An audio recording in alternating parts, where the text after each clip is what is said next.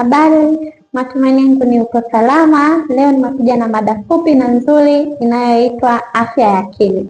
Imeandaliwa na shirika linaitwa Lupa Social Service Organization au Lusoseo.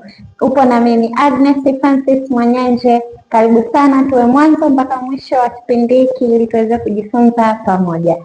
Naam, tukianza na sehemu ya kwanza, tunapozungumzia afya ya akili, kwa mujibu wa shirika la afya duniani tunasema afya ya akili ni hali ya ustawi wa kiakili, kihisia na kijamii inayomwezesha mtu kufikiri vizuri, kuhisi hisia kwa usahihi, kufanya maamuzi bora, kustahimili matatizo ya maisha na kuhusiana vyema na watu wengine. Mtu huyu anapokuwa anaweza kustahimili vizuri changamoto anazokutana nazo, anapokuwa anaweza kuhisi hisia zake kwa usahihi, tunasema mtu huyu afya ya akili ipo sawa. Lakini anaposhindwa kutekeleza hivi vyote kwa usahihi, tunasema ana changamoto ya afya ya akili. Naam, kwa lugha rahisi tunasema afya ya akili ni namna akili ya binadamu inafanya kazi, jinsi anaweza kukabiliana na changamoto za kila siku katika maisha bila kupoteza mwelekeo au kushindwa kutekeleza majukumu katika maisha ya kawaida ya kibinadamu. Katika maisha ya kawaida tunayoishi ya kibinadamu tunakutana na changamoto tofauti tofauti. Mtu huyu namna anavyoweza kukabiliana na changamoto hizo, tunaweza tukapima afya yake ya akili, kama ana changamoto ya afya ya akili au hana changamoto ya afya ya akili. Naam, tukienda sehemu ya pili, dalili za changamoto ya afya ya akili. Tumesema mtu anapokuwa anaweza kutekeleza baadhi ya vitu kwa usahihi, tunasema hana changamoto ya afya ya akili. Twende tukatizamie mtu ambaye anaonyesha dalili za changamoto ya afya ya akili. Binadamu mwenye changamoto ya afya ya akili anaweza kuonyesha dalili moja au zaidi. Zifuatazo ni dalili za changamoto ya afya ya akili. Tukianza na namba moja, kihisia.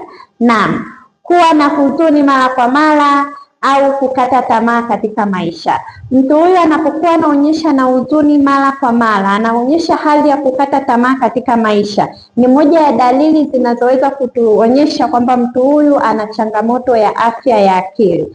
Pia kuwa na wasiwasi kwa muda mrefu au hofu kupita kiasi.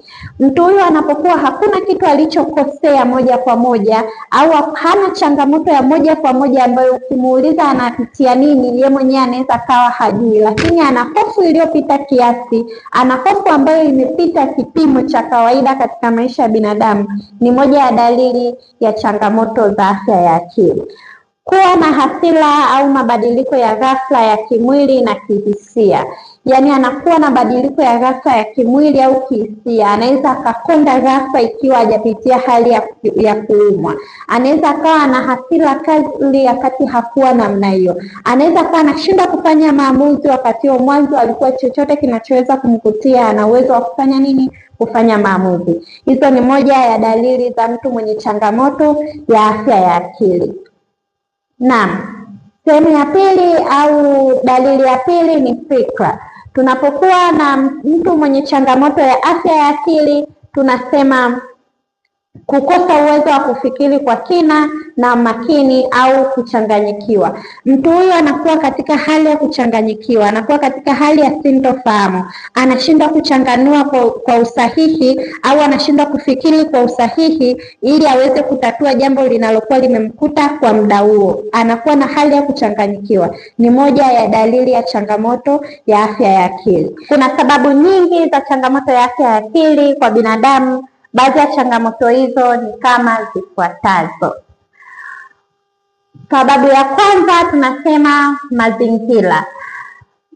Kwenye mazingira yanaweza akampelekea mtu kupitia changamoto ya afya ya akili kwa namna moja au nyingine. Tunasema makazini, matatizo ya kifamilia au unyanyasaji, mazingira ya ofisi. Yaani anapokuwa kazini inaweza ikampelekea kwa sababu moja au nyingine akapitia changamoto ya afya ya akili, au unyanyasaji au matatizo ya kifamilia. Hivyo vyote ni moja ya vitu vinavyoweza kumpelekea mtu kupitia changamoto ya afya ya akili.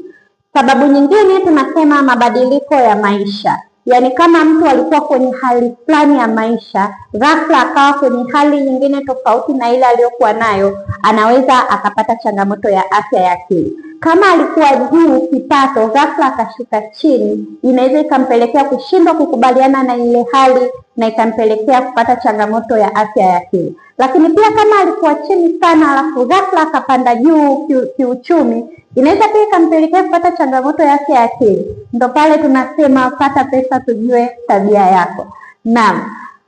Mabadiliko ya maisha tunasema kupoteza kazi, ugumu wa maisha, talaka, msiba na kadhalika. Hivyo vyote ni moja ya sababu ambazo zinaweza zikampelekea mtu kupata changamoto ya afya ya akili.